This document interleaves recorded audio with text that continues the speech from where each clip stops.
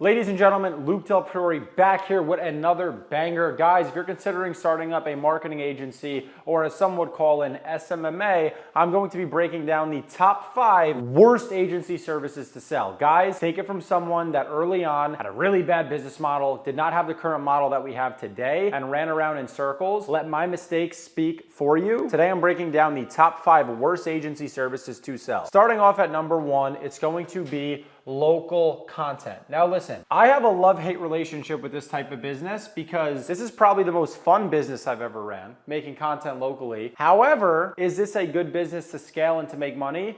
No. Trying to record videos, take pictures, edit them together, and post them for businesses requires a lot of man work, a lot of labor, and you have to charge high prices if you're gonna make any money. That's first and foremost, and we know local businesses don't have the biggest budget. Number 2, another downside to local content, if you're creating content, how can you show a return on investment from a video? So for example, I'm paying for this video to be made, but I can't track the ROI to a T of the video. So businesses that have a specific budget want to see a return. Local content can't provide that. Also, another downside to local content is churn rate. Because you can't show the returns, your customer base is going to start churning, you're going to lose clients fairly quick, and you're dealing with your local market. So let's say you work with a restaurant, and this restaurant owner is friends with a chiropractor. That could work great because you might get 2 clients and you do video work for both of them. Now the downside to that is, what if you have a bad working relationship with one of these people? You might lose your other client. Right? So you have to be aware of that. So local content, geographically you're limited, hard to scale, you have to charge a lot, can't show return on investment. This is one business that I would absolutely avoid. Avoid local content. Number 2, websites. Guys, I don't even need to talk about this too much, but here's the deal. Let's say you pay me and I'm gonna build you out a website.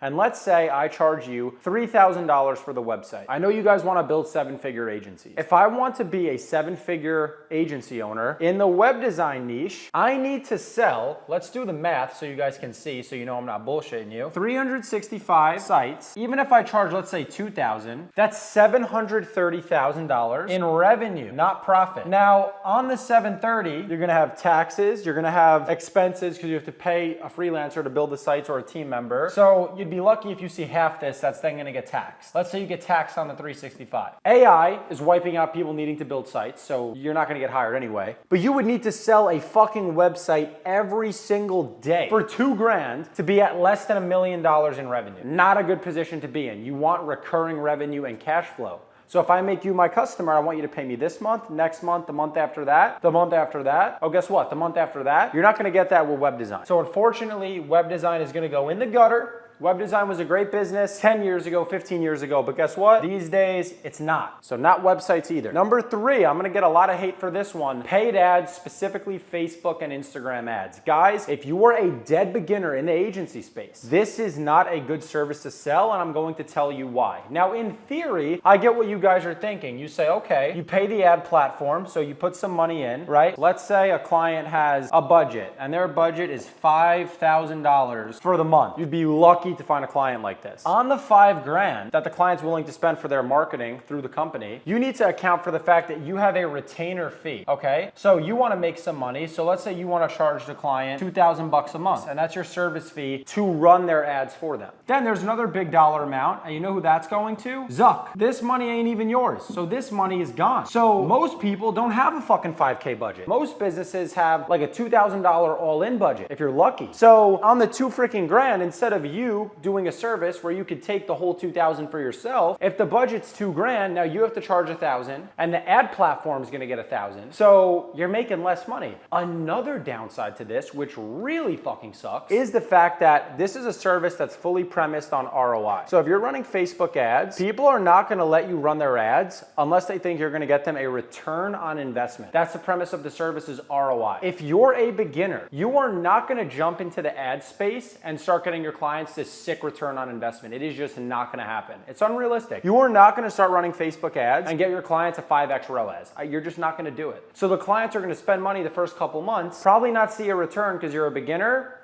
and then leave your company, okay? So Facebook ads are going to get, unfortunately, again, I know they're going to get the big fucking red X, not Facebook ads, okay? So number 3 is Facebook ads. We're not gonna wanna be running those as a beginner. Number 4, short form editing. Do not start a short form editing business. Guys, why should you not start a short form editing business, specifically for my people in the US? You are competing. If you have a short form editing company, you are competing with people overseas that are willing to do work for significantly less money. They are also probably significantly more talented because they've been in the business much longer, and it's a very saturated market. Okay, so if you're creating content for creators, or if you're just editing up clips of podcasts, whatever it may be, you're gonna have to charge a ridiculous amount of money. And again, you can't show the ROI, so you cannot show the return on investment. There's a ton of competition, so the competition is rampant, it's very high. It's not the best market to be in. Again, and this is just if it was up to me, I would personally avoid short form editing. Okay, so short form editing gets the big red X, double X for short form editing. I would not advise starting that business. And number 5, graphic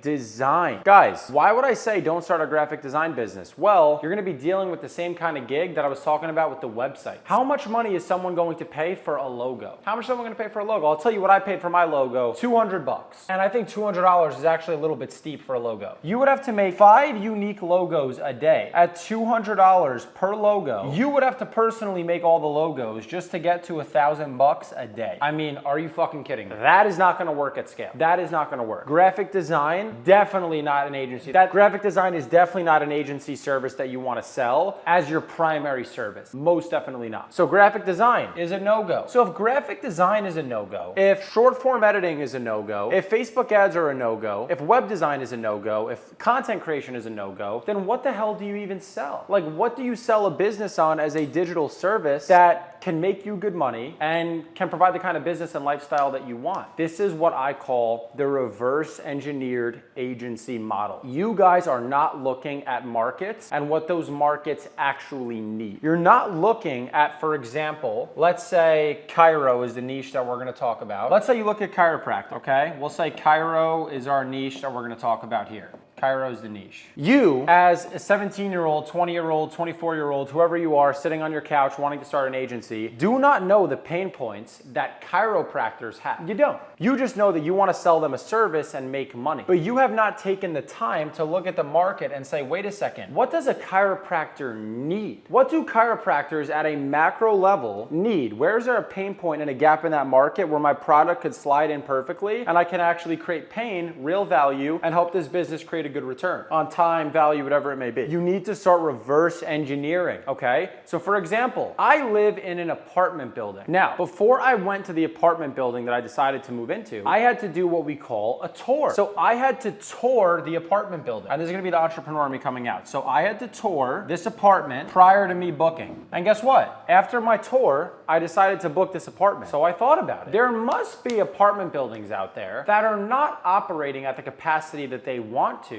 and they must be looking for more tours. So what it told me was there's a market, we'll say this is my apartment building, whatever, and the owners of apartment building that are not at full capacity, let's say this apartment building is only at 60% operational capacity, and they have tenants that they want to fill. They want more people to fill up. The way that they're going to fill those tenants is by doing what? Getting more tours, getting more walkthroughs. So the tour number needs to go up. Now I can assess digitally what kind of service can I fulfill that is going to help apartment building owners generate more tours. Do you see what I'm doing here? I'm looking at a market and saying, got it, that's where there's pain. And that came from my own personal experience. Then you start looking into what are these businesses advertising for? Oh, they're optimizing around a tour. So I know they're looking to get people in for a tour because they must not be getting as many tours as they want. Bang. This, by the way, is an 8-figure business idea. You help apartment building owners generate more tours. So I just gave you one example, but don't be a jackass. Learn how to fucking think and go figure out your own. Where else is there pain points? Maybe there's country clubs that don't have as many members as they want to have. Think about that. Think about how we can get more people to enter a country club and pay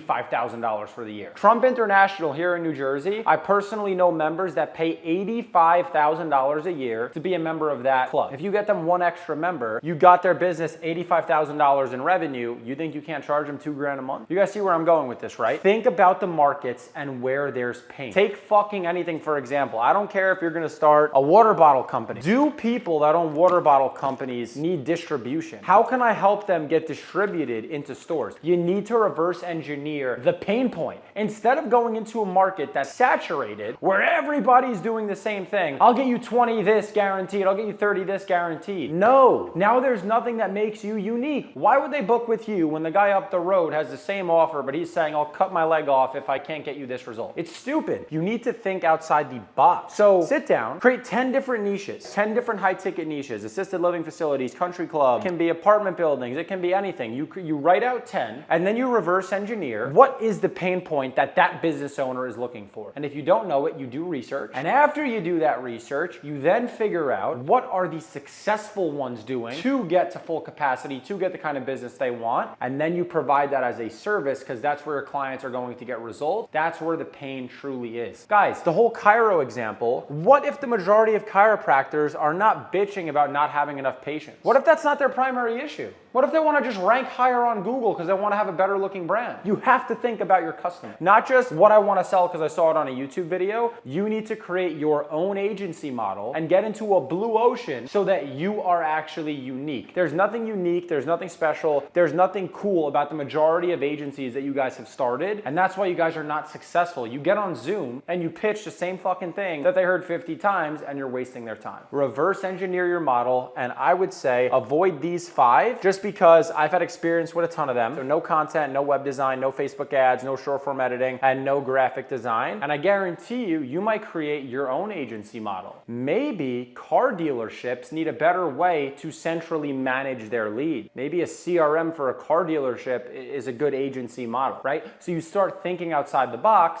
Next thing you know, you can have an 8-figure idea. So those are the 5 kind of agency models that you want to avoid. And that's how you can actually pick a better agency model that's going to serve you. Start thinking. So go in your fucking closet, get a pen, get a piece of paper, and work.